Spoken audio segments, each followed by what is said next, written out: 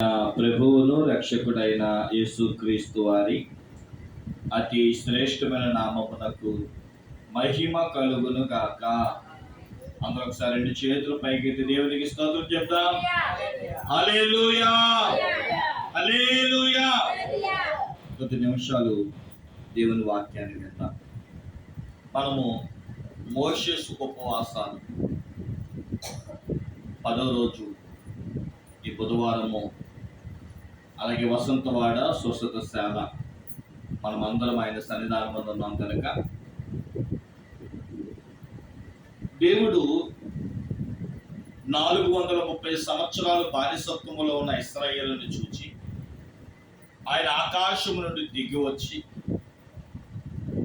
మోషేను ఎన్నుకొని 40 సంవత్సరాలు ఫరో కుమార్తెల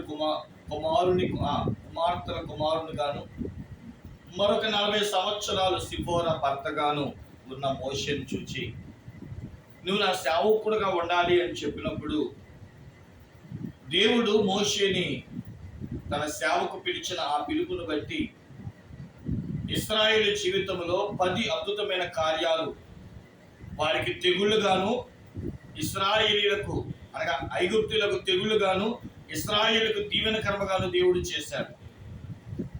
అది ఐగుప్తులకి చేశాడు, ఇశ్రాయేలుకి చేశాడు. కానీ ఐగుప్తులకు తెగులుగా మారిని, ఇశ్రాయేలుకి అది కార్యాలుగా మారిని. అందులో మొట్టమొదటిది నీళ్లను రక్తంగా మార్చుట. ఇశ్రాయేలు ప్రజలను ఐగుప్తు ప్రాంతం నుండి విడిపించడానికి దేవుడు ఈ కార్యాన్ని చేశాడు. మొట్టమొదటిగా నీళ్లను రక్తంగా మార్చాడు. వాళ్ళు తాగడానికి నీళ్లు దొరకలేదు, ఎందుకంటే నీళ్లు రక్తంగా మారిపోయి ఏరు కంపు కొట్టింది. ఇక రెండవది జనం మీదకి కప్పలను రాజేశాడు దేవుడు. మూడవది పేళ్ళు, 4 ఈగలు. ఐదవదిగా మనం చూసిన వారమైతే పశువుల మీద తెగుళ్ళు. ఆరోదిగా మనం చూసిన వారమైతే పొక్కులు, దద్దులు. 7వది వడగంట్లు. 8వది ఈ 10వ అధ్యాయంలో ఉంటుంది మిడతలు. 9వది కటిక చీకటి. 10వది జ్యేష్ఠుని యొక్క మరణం. ఈ 10 అద్భుతమైన కార్యాలు. కానీ ఇశ్రాయేలీలకు అది అద్భుతం, ఐగుప్తులకు అది తెగులుగా, శాపంగా మారింది. ఈరోజు నేను వాక్యాన్ని ధ్యానిస్తూ ఉంటే నిర్గమాకాండం 10వ అధ్యాయము 9వ తెగుళ్ళైన కటిక చీకటి యొక్క అనుభవాల గురించి పరిశుద్ధాత్మ దేవుడు మాట్లాడుతూ, నేను 24వ వచనాన్ని చదువుతున్నాను. ఒకసారి జాగ్రత్తగా వినండి. పేజీ నంబర్ 53వ పేజీ, నిర్గమాకాండం 10వ అధ్యాయము 24వ వచనం. ఫరో మోషేను పిలిపించి, మీరు వెళ్ళి యెహోవాను సేవించుడి, మీ మందలు నీ పశువులు మాత్రమే ఇక్కడ ఉండవలెను, మీ బిడ్డలు మీతో కూడా వెళ్ళవచ్చుననగా మోషే, మేము మా దేవుడైన యెహోవాకు అర్పించవలసిన బలులు నిమిత్తమును హోమార్పణ నిమిత్తము నీవు మాకు పశువులు నీయవలెను, మా పశువులను మాతో కూడా రావలెను, ఒక్క డెక్కైనను విడవబడదు. మా దేవుడైన యెహోవాను సేవించుటకు వాటిలో నుండి తీసుకునవలెను. మేము దేనితో యెహోవాను సేవింపబడునో అక్కడ చేరక మునిపే మాకు తెలియదనెను. నా వైపు చూడండి ఒకసారి.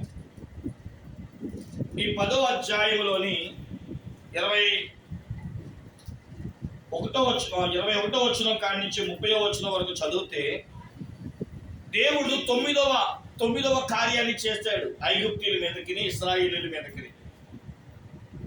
ఈ కార్యాన్ని చేసినప్పుడు దేవుని వాక్యం స్పష్టంగా చెబుతుంది, దేవుడు ఇశ్రాయేలీయులను, ఐగుప్తులను వేరు చేశాడు. ఇశ్రాయేలీయులు తన ప్రజలు కాబట్టి వాళ్ళకి వెలుగునిచ్చాడు, వాళ్ళ ఇంట్లో దీపకాంతి ఉంది. కానీ ఐగుప్తులకి 3 రోజులు కటిక చీకటి, తడుముకునే చీకటి. పగలో చీకటిగానే ఉంది, రాత్రి చీకటిగానే ఉంది.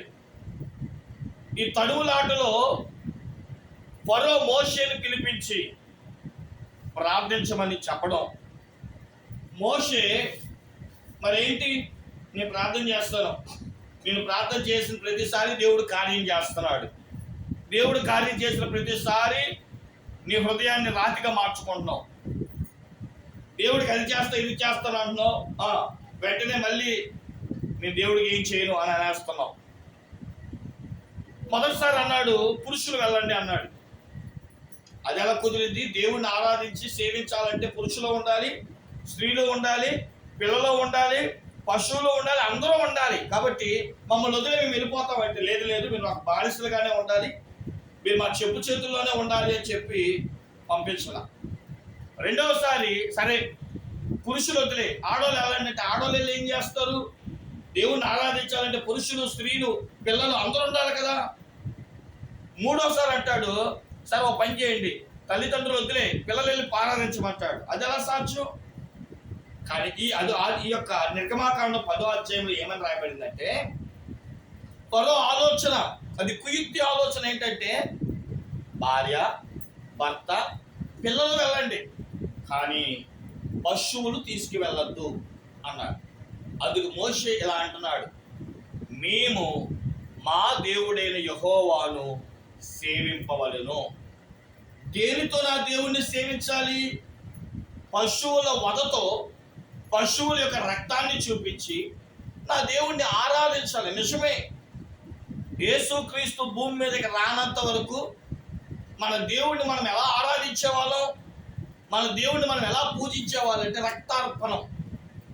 ఏదైనా ఒక గొర్రెనో, మేకనో, పశువునో తీసుకువెళ్ళడం, దాని దేవునికని బలివ్వడం, ఈ నేటికి మన ఆచారాన్ని హైందవ కార్యక్రమాలు చూస్తూ ఉంటాం, బలి అర్పణ కార్యక్రమాలు. ఇది ఇప్పుడే కాదు, పూర్వపు దినాల నుండి ఉంది. మన పూర్వపు ఇశ్రాయేలీయులు కూడా ఇలాగే దేవునికి పశువులను వదిలించి అర్పణ ఇచ్చేవారు. పాప క్షమాపణ నిమిత్తమైన, ప్రాయశ్చిత్తార్థం నిమిత్తమైన దేన్నైనా రక్తాన్ని చూపించేవారు. అయితే వారు అంటున్న మాట ఏంటో తెలుసా? మేము మా దేవుణ్ణి ఆరాధించాలి అంటే, మా దేవుణ్ణి సేవించాలి అంటే మాకు ఒక్క డెక్కైనను మేము ఇక్కడ విడవము, పురుషులతో పాటు, స్త్రీలతో పాటు, పిల్లలతో పాటు మాకు పశువులు కూడా కావాలి, మేము మా పశువులతోనే దేవుణ్ణి ఆరాధిస్తాము అని అంటున్నారు.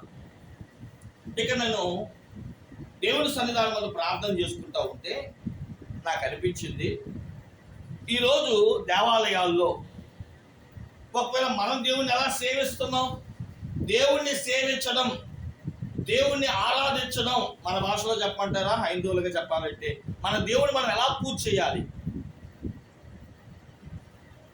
పూజ ఎలాగా? పూర్వపు దినాల్లో బలిపీఠం కట్టడం, 12 రాళ్ళతో దాని మీద కర్రలు పేర్చి మంటలిగిచ్చి బలిగా దహన బలి అర్పించేవారు, సంపూర్ణముగా దేవునికి అర్పించేవారు. లేదా దండిగా ఖండించి దానిని దేవునికి రక్తమును వాటిని నైవేద్యంగా అర్పించేవారు. మరి ప్రస్తుతం దేవుని ఎలా ఆరాధించాలి? మనం కూడా పశువులు తీసుకురావాలా? మనం కూడా దేవునికి ఏమైనా చేయాలా? ఇప్పటికీ కొన్నిసార్లు నేను గమనిస్తూ ఉంటాను, మన వీరమ్మగొండ మందిరములో ఒక తల్లిగారు ఉన్నారు, జయమ్మ అని, కొల్లి జయమ్మ అంటారు. ఆవిడ ఇప్పటికీ దేవునికి కొన్నిసార్లు నేను గమనించాను. అయితే నేను చెప్పాను, ఆవిడకి కొంచెం మైండ్ వృద్ధాప్యం వచ్చేసింది కాబట్టి ఆవిడకి అదొక అలవాటు అయిపోయింది. ఏమని? ఒక కొవ్వొత్తు చెప్పండి, ఒక అగరబత్తులు పెట్టి తీసుకొచ్చి దేవునికి ఇచ్చేది. మా అమ్మ ఏంటివి అంటే, అయ్యా కొవ్వొత్తు వేసే దగ్గర వెలిగించేయా, ఈ అగరత్తులు ఎక్కడైనా పెట్టి మన దేవునికి దూపం వేసి మన దేవుని పూజ చేద్దామయ్యా అలా ఉంది. ఈరోజు మనుషులు దేవుణ్ణి ఎలాగ సేవిస్తున్నారు? కొవ్వొత్తులు పెట్టి, లేదంటే మనం కూడా అగరబత్తులు పెట్టి. మరి ఇప్పుడు క్రైస్తవ దేవాలయాల్లో ఈ పద్ధతి లేదు కదా, మనం ఎలా ఆరాధించాలి? అయితే యేసుక్రీస్తు ప్రభువారు వచ్చిన తర్వాత, ఆయన భూమి మీదకి సశరీరుడిగా అనగా శరీరమును దాల్చి వచ్చిన తరువాత ఆయన ఒక పద్ధతిని కనిపెట్టారు. మీకు బాగా అర్థమైనట్టు చెప్తాను. ఎప్పుడైతే 70 సంవత్సరాలు బబులోను చెరసాల్లో ఉన్న ఇశ్రాయేలీలు బయటికి వచ్చారో, ఈ బయటకు వచ్చిన ఇశ్రాయేలీలు ఆ యెరూషలేములో ఎక్కడెక్కడ వాళ్ళు వచ్చి జనాభాగా కూడుకున్నారు అంటే గలిలియా, సమరియా. ఆలోచన చేయండి ప్రియులారా. గలిలియా ప్రాంతంలో కొంతమంది, సమరియా ప్రాంతాల్లో మరికొంతమంది, యూదయా ప్రాంతాల్లో కొంతమంది. గమనించండి, గలిలియా ప్రాంతము సముద్రానికి దగ్గర ఉంటుంది. అందుకనే మనం క్రొత్త నిబంధన గ్రంథములో ఇశ్రాయేలీయులు చేపలు పట్టే వారికి ఎక్కువగా కనబడతారు. యోహానే కానివ్వండి, పేతురే కానివ్వండి, వీళ్ళందరూ జాలర్లు. ఇశ్రాయేల్ ప్రజలు వలస వచ్చిన తర్వాత ఎక్కడ ఉండాలి అని గవర్నమెంట్ని అడిగితే, రోమా గవర్నమెంట్ని, ఆ సముద్రం దగ్గర కొంతమంది ఉండండి అని కొంతమంది గలిలీయులుగా మార్చారు. ఇంకొంతమంది యూదయాలో పెట్టారు. యూదయ పెద్ద సిటీ. ఇక్కడ అమ్మిన చేపలు అక్కడికి వెళ్ళి అమ్ముకొని సిటీలో డబ్బు సంపాదించేవారు ప్రజలు. కాబట్టి యూదయ సిటీ. అయితే మూడో జాతి ప్రజలు ఉన్నారు, వాళ్ళు మధ్యలో ఉన్నారు, వాళ్ళు సమరీయులు. వీళ్ళకి సముద్రము లేదు, సిటీ లేదు. ఓ మాటలో చెప్పాలంటే నిస్సహాయ భయంకరమైన పరిస్థితి. అందుకనే సమరీయులు ఏం చేసిన పని ఏంటంటే, ఈ సమరియా ప్రాంత ప్రజలు మేము ఏం చేస్తాం, మా పోషణ ఎలాగా, సముద్రము లేదు, సిటీ లేదు, మీ మధ్యలో ఉండిపోయాం, ఇటు వెళ్ళాలా, కష్టపడడానికి అటు వెళ్ళాలా తెలియట్లేదు అన్నట్టుగా ఉంటే వాళ్ళు ఏం చేశారంటే, రే సిటీ వాళ్ళు సముద్రం వెళ్ళాలన్నా, సముద్రం వాళ్ళు సిటీ వెళ్ళాలన్నా మన ఊరి మీద వెళ్ళాలి, మన ఒళ్ళు అమ్ముకుందాం అని చెప్పి వ్యభిచారులుగా మారారు. అందులో సమరయ ప్రాంతం, యోహాను సువార్త 4వ అధ్యాయంలో ఈ యొక్క సమరయ ప్రాంతానికి ఒక వేశ్య రావడం, ఆమె నిట్ట మధ్యాహ్నం, ఎందుకంటే నిట్ట మధ్యాహ్నం వాళ్ళకి కొంత వ్యాపారం ఉండదు కనుక ఆ సమయంలో నీళ్లు తెచ్చుకోవడానికి యాకోబు యొక్క బావి దగ్గరికి వచ్చింది. ఆ బావి దగ్గరికి యేసయ్య ఒంటరిగా వచ్చాడు. బైబిల్ స్పష్టంగా చెప్తుంది అది మిట్ట మధ్యాహ్నం 12 గంటలని. ఆ బావి దగ్గర కూర్చున్న ఆయన దగ్గరికి ఆమె నీళ్లు తోడుకోవడానికి వచ్చింది. సమరీయులు యూదులతో కలవకూడదు, వాళ్ళు నీళ్లు తాగకూడదు. ఒక మాటలో చెప్పాలంటే ఒక 2000 సంవత్సరాల క్రితం, 2000 సంవత్సరాలు అంటరానితనం అనేది మనందరికీ తెలుసు. అంటరాని వాడు వెళ్తున్నప్పుడు, నేను అంటరాని వాడిని, తక్కువ కొలుస్తున్నా కేకలు వేసుకుంటూ వెళ్ళాలి. ఆ కేకలు వేసే సమయంలో ఎవరు ఎదురు రాకూడదు. ఆ విషయాలు మన అందరూ తెలుసు కదా, ఒకప్పుడు అంటరానితనం ఎలా ఉండేదో. అలాగే సమరీయులు యూదులతో కలవకూడదు, వాళ్ళకి ఏమీ సహాయం చేయకూడదు. అయితే యేసుక్రీస్తు ప్రభు వారు ఈ సమరయ స్త్రీ దగ్గరికి వెళ్ళి, అమ్మ తాగడానికి నాకు కొంచెం మంచినీళ్ళు అమ్మా అంటే ఆమె అంటది కదా, ఇవ్వడానికి నాకు అభ్యంతరం లేదు, కానీ మేము ఇచ్చే నీళ్ళు మీరు తాగకూడదు కదయ్యా, మేము అట్టరాని వాళ్ళం కదయ్యా, మేము తక్కువ కులస్తులం కదయ్యా అంటే యేసుక్రీస్తు ప్రభు వారు అన్నారు, నేనిచ్చే నీళ్ళు తాగువాడు మరెన్నడూ తప్పికొనడు అన్నాడు. ఇదేంటి ప్రభు, నీ దగ్గర తోడుకోవడానికి చాలా లేదు, నీ దగ్గర నీళ్ళు ఎలా వస్తాయి, నువ్వు ఇచ్చే నీళ్ళకి దాహం రాదా, ఎలాగా సాధ్యం, కొంచెం ఆ నీళ్ళు ఏదో మాకు ఇవ్వు అంటే, వెళ్ళి నీ భర్తను తీసుకురా అని అంటాడు. నాకు భర్త ఇన్ని బాధలు ఎందుకు ప్రభు అంటే, యేసయ్య అంటాడు, నీకు 5 భర్తలు, ఇప్పుడు ఉన్నవాడు కూడా నీవాడు కాడు అంటాడు. ప్రతి విశ్వాస జీవితంలో ఖచ్చితంగా 5 భర్తలు ఉంటారు. అది పురుషుడైనా స్త్రీ అయినా. ఎలాగా, మన కళ్ళు ఒక భర్త, ముక్కు, చెవి, నోరు, దీన్ని జ్ఞానేంద్రియాలు అంటారు. ఇవి మనిషిని అదుపు చేస్తుంది. భర్త పని ఏంటి, కుటుంబాన్ని అదుపు చేయడం. మనిషిని అదుపు చేసేది ఏంటి, మన కళ్ళు మనం చెప్పిన మాట విందాం, మన ముక్కు మన మాట విందాం, మన నోరు మన మాట విందాం. అందరి గురించి మాట్లాడట్లేదు, కొంతమంది గురించి మాట్లాడుతున్నారు. ఈ నోరు ఏం చెబితే అదే చేస్తారు కొంతమంది, ఈ చర్మం ఏం చెబితే అదే చేస్తారు. కళ్ళు, ముక్కు, నోరు, చెవి, చర్మం, జ్ఞానేంద్రియాలు అంటారు, దీన్నే ఆర్గన్స్ అని పిలుస్తారు.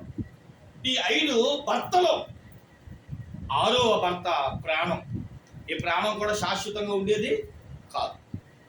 అయితే నాకు భర్త లేడు ప్రభు అంటే యేసయ్య చెప్తాను, నీకు 6 భర్తలు, ఇప్పుడున్న నీకు 5 భర్తలు, ఇప్పుడు ఉన్నవాడు కాదు నీవాడు కాదనగానే ఆమె అంటుంది, అయ్యా ఇదే మాటలు మెస్సయ్య అనేవాడు వస్తాడని, ఆయన వచ్చి మమ్మలను సర్వసత్యంలోనికి నడుపుతాడని మాకు మా పెద్దలు చెప్పారయ్యా. అలాగా ఇంకేం చెప్పారమ్మా, ఏం చెప్పారయ్యా, దేవుణ్ణి ఆరాధించండి అని చెప్పారు.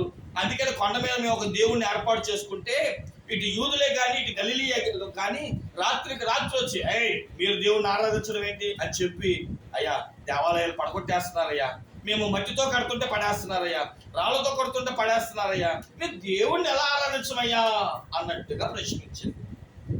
ఇప్పుడు ఈ మనసులో ఏమని పుట్టింది, మేము దేవుణ్ణి ఆరాధించాలి. ఎలా ఆరాధించాం, మనకున్న అలవాటు ఏంటి? అమ్మ ఏసై ప్రార్థన చేయండి, ఏసై ఫోటో ఎక్కడ ఉందని పాస్టర్ గారు అంటాం.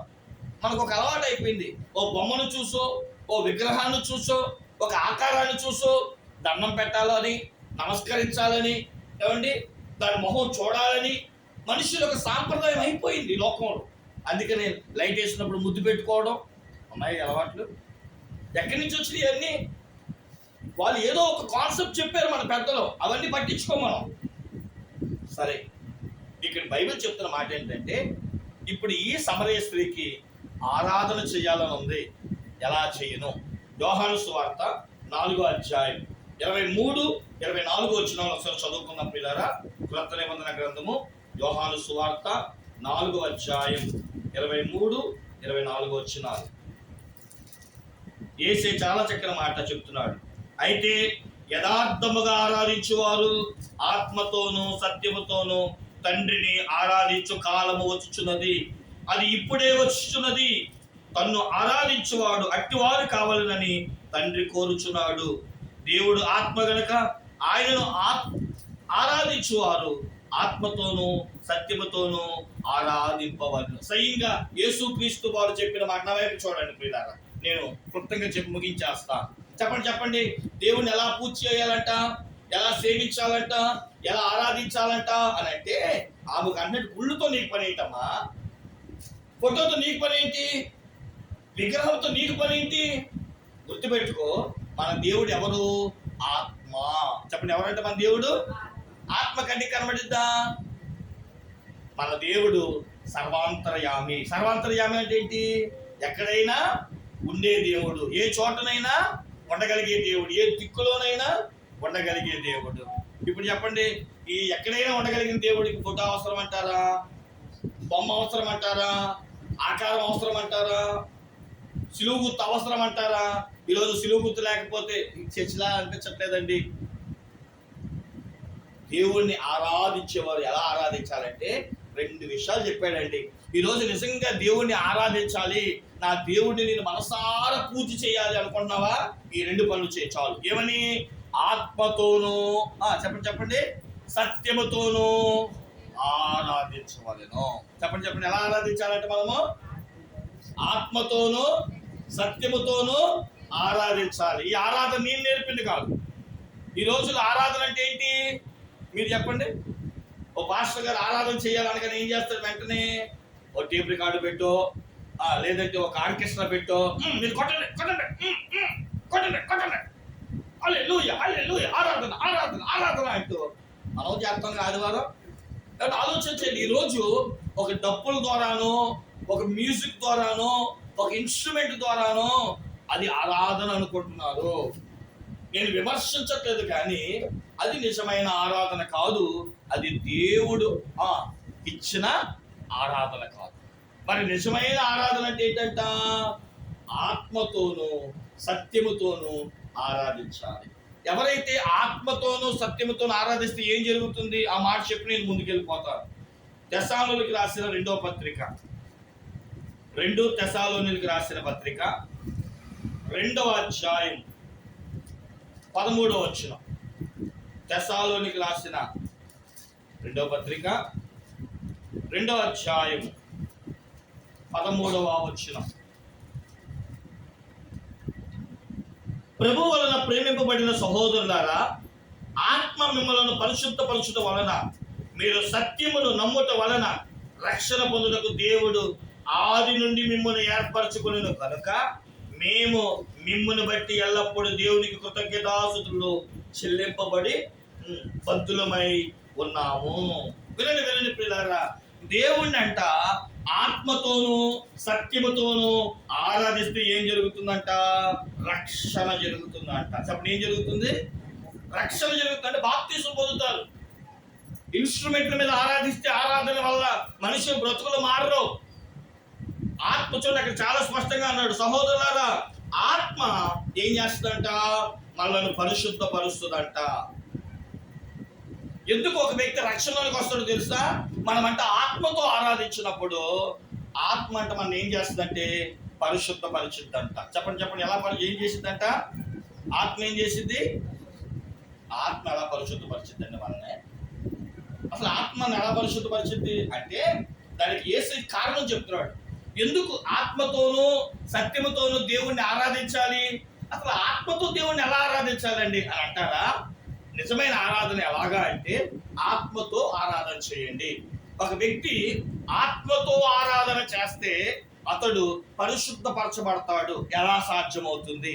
యోహాను సువార్త 16వ అధ్యాయము 8వ వచనం. యోహాను సువార్త 16వ అధ్యాయము 8వ వచనం. అక్కడ ఒక వ్యక్తి పరిశుద్ధపరచబడడానికి కలిగిన ఒక కారణాన్ని చెప్తున్నాడు. చూడండి, చదువుతున్నాను. ఆయన వచ్చి అనగా పరిశుద్ధాత్ముడు వచ్చి పాపమును గూర్చియు నీతిని గూర్చియు తీర్పుని గూర్చియు లోకమును ఒప్పుకొన చేయును. ఒక వ్యక్తి ఎందుకు మారతాడో తెలుసా? ఇప్పుడు దైవజనులు వాక్యం ప్రకటిస్తున్నారు, మనం అందరం శ్రద్ధగా వింటున్నాం. ఈ శ్రద్ధగా దేవుడి వైపు వినేటప్పుడంట మన మధ్యకి ఎవరు వస్తారో తెలుసా? దేవుని ఆత్మ వస్తుందంట. ఈ ఆత్మ వచ్చి ఏం చెప్తూ తెలుసా? నీలో ఉన్న ప్రతి గుణాన్ని కనిపెట్టిందంట, స్కాన్ చేసిద్దంట. నిన్ను ఏం చేసిద్దంటే స్కాన్ చేసిద్దంట. స్కాన్ చేసి అది సరాసరి దేవుని సేవకుల మధ్యలోకి వచ్చి ఉదాహరణగా అబ్బాయి, ఇంకెన్నాళ్ళు తప్పు చేస్తున్నావు, ఇంకెన్నాళ్ళు తెలియకుండా సిగరెట్లు కాలుస్తున్నావు, ఇంకెన్నాళ్ళు నువ్వు తాగుతున్నావు. మనమేమనుకుంటా, అయ్యగారు నన్ను ఎక్కడో చూశారు, నేను తాగడం చూశారు, నేను తిరగడం చూశారు, నేను ఖైదీ తినడం చూశారు, నా గురించే చెప్తున్నాడు. అంతేనా? కొన్నిసార్లు దైవజనులు వాక్యం చెప్పేటప్పుడు ఏమనిపిస్తుంది? అయ్యగారు ఏంటి నా గురించే చెప్తున్నారు? ఏమైనా కృష్ణ గారు నా గురించి చెప్పారా? ఏమండి సత్యం గారు నా గురించి ఏం చెప్పారా? తాతయ్య గారు నా గురించి ఏం చెప్పారా అనిపిస్తుంది. కొన్నిసార్లు పలానా ఆవిడ నా గురించి చెప్పింది, అందుకని అయ్యగారు ఈరోజు చెప్పండి దాని గురించి మాట్లాడుతున్నారు అంట. దేవుణ్ణి ఆత్మతో ఆరాధించడం అంటే ఏంటో తెలుసా? నీవు చేసిన తప్పులంట దైవజనుల నోటంట ఒప్పింప చేసి, ఇంక నువ్వు ఇలాగే ఉంటే దేవుడు ఒప్పుకోడు, నీ తాగుడు పక్కన పెట్టు, నీ వ్యసనాలు పక్కన పెట్టు, ప్రభు దగ్గర పశ్చాత్తాపడు, కన్నీళ్ళు కార్చు, లేదా ఆయన కోపాన్ని చూస్తావు, ఆయన తెగులు నీ మీదకి వస్తుంది అని చెప్తే మన మనసు ఏమైందో తెలుసా? గుచ్చుకుంటుంది. చెప్పండి, ఏమైందంట? గుచ్చుకుంటుంది, నొప్పి కలిగిద్ది. ఆ నొప్పి కళ్ళంతా కన్నీరుగా మారి, ప్రభువా అయ్యగారు ఈరోజు వాక్యం ద్వారా నాతోనే మాట్లాడారు ప్రభువా, కాబట్టి నా పాపాలు నేను మానేయాలి ప్రభువా. నిజమే, అన్ని బాగానే ఉన్నాయి కానీ ప్యాకెట్ వదలలేకపోతున్నాను, అన్ని బాగానే ఉన్నాయి కానీ తాగుడిని వదలలేకపోతున్నాను, అన్ని బాగానే ఉన్నాయి. మిమ్మల్ని చెప్తుంటే మరి లేడీస్ ఏమనుకుంటారు? మా గురించి కాదురా అనుకుంటారు. అందుకని అన్ని బాగానే ఉన్నాయి కానీ సీరియల్ మానలేకపోతున్నాను, అన్ని బాగానే ఉన్నాయి కానీ అబద్ధాలు మానలేకపోతున్నాను అని వాళ్ళ కాదు. పురుషులు ఏం చేస్తారు చెప్పండి? కన్నీళ్లతో ప్రభు దగ్గర పశ్చాత్తాపడతారు.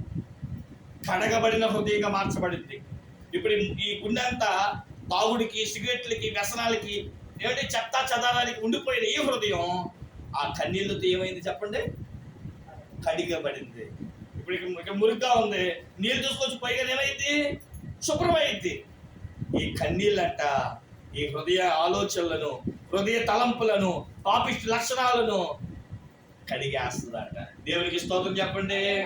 హల్లెలూయా. సత్యముతో ఆత్మతో ఆరాధించడం అంటే అర్థం ఏంటో తెలుసా? దేవుని వాక్యం వినిపించబడుతుండగా పశ్చాత్తాపడమే. ఇది నా గురించి. కానీ ఇక్కడ ఈరోజు క్రైస్తవ లోకంలో వచ్చే బాధ ఏంటో తెలుసా? ఏదైనా ఒక మాట చెప్పామనుకోండి, అరే మా అత్తగారు వచ్చి ఉంటే బాగున్నాం. ఎందుకని ఈరోజు మా అయ్యగారు అన్ని ఎవరి గురించి చెప్తున్నారు? మా అత్తగారి గురించి చెప్తున్నారని కోడలు అనుకుంటుందంట. ఒకవేళ అత్తగారు వచ్చారు అనుకోండి, అరే ఈరోజు మా కోడలు వచ్చి ఉంటే బాగుండు. అంతా ఎవరి గురించి చెప్తున్నారు? దేవుడు నిన్ను ఇక్కడ కూర్చోబెట్టి నీ కోడలతో ఎందుకు మాట్లాడతాడమ్మా? దేవుడు నిన్ను ఇక్కడ కూర్చోబెట్టి నీ అత్తగారితో ఎందుకు మాట్లాడతాడు? ఇప్పుడు నీతో మాట్లాడేదంటే అర్థం ఏంటి? నీలో ఉన్న లోపాలనే దేవుడు ఎత్తి చూపిస్తున్నాడు. ఎత్తి చూసినప్పుడు ఏమనుకుంటాం మనం? అరే రేపొద్దు నుంచి చర్చికి రాకూడదురా, ఎప్పుడు చూసిన పాస్టర్ గారు నా తప్పులే. పశ్చాత్తాపడడానికి కొంతమంది ఇష్టపడరండి. పశ్చాత్తాపడడానికి ఎప్పుడు ఇష్టపడరు. కానీ ఒక వ్యక్తి, దేవుడు దావీదుని ఎన్నుకొని సౌలుని ఎందుకు దించేశాడో తెలుసా? దావీదు మనసంట మంచి మనసంట. ఏంటో మనకు తెలుసా? దైవజనుడైన నాతాను గాని ఇంకెవరు వచ్చి దావీదు నువ్వు తప్పు చేసావు అని అంటే, అవును ప్రభువా నేనే, తప్పు చేసింది నేనే అనేవాడు. కానీ సౌలు అలా కాదు. నేను ఎప్పుడు చేశాను అని తప్పించుకునేవాడు. దేవుడికి ఎలాంటి వారు ఇష్టపడో తెలుసా? దైవజనుల నోటంతో వాక్యం ప్రకటించబడుతున్నప్పుడు, అవును ప్రభువా, నేను అలా లేకేగా నువ్వు నాతో మాట్లాడు, ఇలా ఉండాలని నువ్వు మాట్లాడావు కాబట్టి నన్ను అలా ఉంచు ప్రభువా అని ఎవరైతే వాక్యం చెప్పబడుతున్నప్పుడు వాక్యము చివరాఖరులో కన్నీళ్లతో ప్రభు దగ్గర అయ్యా నన్ను కూడా అలా జ్ఞాపకం చేసుకోయ్యా, నా పాపాలయ్యా, నా తీర్పయ్యా, నా లక్షణాలన్నీ ఒప్పింప చేసి నాతోనే నువ్వు మాట్లాడావు ప్రభు అని ఎవరైతే పశ్చాత్తాపడతారో అట్టి వారి యొక్క ఆత్మంట ఆ వ్యక్తి హృదయాన్ని పవిత్రపరిచే రక్షణలో నడిపిస్తుందంట. దేవునికి స్తోత్రం కలుగునుగాక. రెండవది, సత్యముతో ఆరాధించాలి. చెప్పండి, ఎలా ఆరాధించాలంటే సత్యముతో ఆరాధించాలి. యోహాను సువార్త 17వ నీ వాక్యమే సత్యము. చెప్పండి, ఏది సత్యం అంట? దేవుని వాక్యమే సత్యం. ఆయన వాక్యముగానే వినాలి. ఎందుకంటే సత్యమందు దేవుడు మనలను ప్రతిష్ఠ చేయాలనుకున్నాడు. దేవుడు నిన్ను ఈ చర్చిలో పెద్దగా చూడాలనుకోవట్లా. చాలా మంది ఏమనుకుంటారంటే మా చర్చిలో నేనే పెద్దండి అని గొప్పగా చెప్పుకుంటూ ఉంటారు. మా చర్చిలో నేనే గొప్పండి, నా చర్చిలో నేనే తోపండి అంటూ ఉంటారు. చర్చిలో నువ్వు ఎలా ఉన్నావని దేవుడు చూడట్లా. దేవుడు అన్నాడు, నా మందిరంలో నా కుమారుడు ప్రతిష్ఠత కలిగి ఉన్నాడు. అంటే అర్థం ఏంటంటే కొంతమందికి పాటలు పిచ్చి ఉంటుంది, కొంతమందికి ఇంకొంతమందికి ప్రార్థన పిచ్చి ఉంటుంది. మీకు అర్థమయ్యేది చెప్తా. ఈ వ్యక్తి దేవుని గుడికి ఎందుకు వస్తున్నాడంటే నేను పాటే పాడాలి, అయ్యగారు నాకు మైక్ ఇవ్వాలి, నేనే. ఇంకొకరు వచ్చి నేను ప్రార్థన, అయ్యగారు నాకు ప్రార్థనకు అవకాశం ఇవ్వాలి, నేను ప్రార్థనే చేయాలి. ఇంకొంతమంది ఉంటారు వాక్య ధ్యానం పిచ్చి, అయ్యగారు చెప్తా ఉంటే నేనే చదవాలి, ఇంకెవ్వరూ చదవకూడదు, నేనే అయ్యగారికి అందించాలి, ఇంకెవ్వరూ అందించకూడదు. కొంతమంది కొన్ని పిచ్చులు ఉంటాయి. కానీ దేవుడు నీ నుండి ఏం కోరుకున్నా తెలుసా? అరే, వాక్యం చదవడం గొప్ప కాదు, వాక్యం వినడం గొప్ప కాదు, ప్రార్థనలు చేయడం గొప్ప కాదు, పాటలు పాడడం గొప్ప కాదు, ఏది చేసినా ఇది నా యేసయ్య కోసమే చేస్తున్నాను అనుకోవడం గొప్ప అంట. దేవునికి స్తోత్రం చెప్పండి. కొంతమంది నలుగురు చూడాలనుకుంటారు, కొంతమంది పాట నా దేవుడు వినాలి అనుకుంటారు. ఏది గొప్ప చెప్పండి మీరే? నా పాట విని లక్ష్మి గారు అబ్బా ఏం పాడారండి అన్నం గొప్ప, నీ పాట వింటున్న యేసయ్య ఆహా నా కుమారుడు నా కోసం పాడాడు అనుకోవడం గొప్ప? మీరు చెప్పాలి. ఒకరు మెచ్చుకోవడం గొప్ప, దేవుడు మెచ్చుకోవడం గొప్ప. కానీ మనమేం గొప్ప చూసుకుంటాం అంటే మనుషుల మెప్పుని చూసుకుంటాం. అందుకని మన జీవితంలో కార్యాలు జరగదు. నేను దేవుని కోసం చెయ్యాలి, అది పాటైనా మాటైనా ప్రార్థనైనా మరి ఏదైనా. మనుషులు చూడమాకండి. మన మనుషులు ఏది మాట్లాడినా మన మాటల్లో లోపాలు చూస్తారు, మనుషుల లోపాలు చూస్తారు, వేసే వస్త్రాల్లో లోపాలు చూస్తారు, పోలికల్లో లోపాలు చూస్తారు. కానీ యేసే నీలో వాక్యాన్ని చూస్తారు. నా కోసం ఎంత ప్రతిష్ఠిస్తున్నాడు, వాక్యములో వింటున్నాడు కదా, విన్నవాడుగానే ఉంటున్నాడా? విన్నవాడు వాక్యానుసారంగా జీవించి వాక్యానుసారంగా నడుస్తున్నాడా? వాక్యం అయ్యగారు ఏం చెప్తుంటే అదే చేస్తున్నాడా అని దేవుడు చూస్తాడంట. కాబట్టి ప్రియులారా, దేవాది దేవుడు మనందరినీ రక్షణలోనికి ఎందుకు నడిపాడంటే బైబిల్ స్పష్టంగా చెప్తుంది. ఆత్మతో ఆరాధించడం అంటే ఆత్మ మన పాపాలన్నీ ఒప్పింప చేస్తుంది, కన్నీళ్లతో కడిగి మనల్ని పవిత్రపరుస్తుందని తెస్సలోనికీయులకు రాసిన సంఘానికి అపోస్తలుడైన పౌలు తెలియజేస్తున్నాడు. రెండోది ఏమన్నాడు? సత్యము మనుషులు ఏం చేస్తుందంట? మీరు సత్యము నమ్ముట వలన రక్షణ పొందుతారు. ఇక నేను దేవుని కోసమే చేయాలి అనుకున్నప్పుడు ఈ జీవితం వేస్ట్. నా కోసం నేను ఎన్నో చేసిన వేస్ట్. నా యేసు కోసం ఏం చేయాలి? ఓహో, రోమపత్రిక 12వ ప్రకారం నా దేవుడికి ఈ దేహం ఇవ్వాలా? అయ్యో, ఈ శరీరం నాకు వద్దండి, ఇంతవరకు భార్యకి ఇచ్చా, బిడ్డలకి ఇచ్చా, ఇక నేను యేసయ్యకి ఇస్తున్నాను అని చెప్పి కాలంలో తీసుకువెళ్ళి తండ్రి యొక్కయో కుమారుని యొక్కయో పరిశుద్ధాత్మముల బాప్తిసం పొంది ఆ వ్యక్తి దేవుణ్ణి మనస్ఫూర్తిగా అంగీకరిస్తాడు. ఈరోజు మీతో మాట్లాడి తెలుసా, దేవుణ్ణి ఆరాధిస్తున్నామని పాటలతో సరిపెట్టుకుంటున్నారు. నేను గుడికి వచ్చేసాను కదా, ఇదే ఆరాధన అనుకుంటున్నారు. నిజమైన ఆరాధన వాక్యం విని కన్నీరు కార్చడం, నిజమైన ఆరాధన విన్న వాక్యానికి లోబడి వాక్యానుసారంగా జీవించడం. ఈ రెండు ఎవరైతే చేస్తారో రక్షణ మారు మనసులోనికి వెళ్ళి దేవునికి ఇష్టలుగా మారతారు, దేవునికి దగ్గరగా మారతారు. అలా దగ్గరగా మారిన బిడ్డలను దేవుడు తన హస్తములతో తాను తీసుకొని తన కుడి పార్శ్వంలో కూర్చోబెట్టుకుంటాడు. అక్కడ ధన్యత, అక్కడ దీవెన, అక్కడ ఆశీర్వాదము, అక్కడ శాశ్వత జీవితాన్ని పొందుకుంటాం. ఇప్పుడు చెప్పండి, మనుషుల దగ్గర మెప్పు పొంది మనుషుల మధ్య జీవిద్దామా, దేవుని దగ్గర మెప్పు పొంది దేవుడిచ్చే బహుమానాలు పొందుకుందామా? ఆ రోజు ఐగుప్తు మధ్యలో ఉన్న ఇశ్రాయేలు అనుకుంటున్నారు బలి అర్పించడమే ఆరాధన అని. వాళ్ళకి అది గొప్పది, కానీ మనకి అలా కాదండి. ఇన్స్ట్రుమెంట్ల మీద పాడడం కాదు, ఏమంటే మనుషులు చూస్తూ పాడడమో చదవడమో ప్రార్థన చేయడం కాదు. నా దేవుడు నన్ను చూస్తున్నాడని లక్ష్యం ఉంచి స్వరమెత్తి పాట పాడుతావు, క్రమమే చెబుతావు, ప్రార్థనే చేస్తావు, కన్నీళ్ళే కాడుస్తావు, దేవుడి దగ్గర స్వస్థత కోసం వస్తావు. నా యేసే నా కోసమేగా చనిపోయాడని ఆయన నిజంగా తెలుసుకొని పశ్చాత్తాపడతావు. అది నీ చేతిలో ఉంది. దేవుడిని ఎలా ఆరాధిస్తున్నాం? నోటితోనా, చూపుతోనా, లేదా హృదయంతోనా? Choice is yours. తల వంచని ప్రార్థన చేసుకుందాం.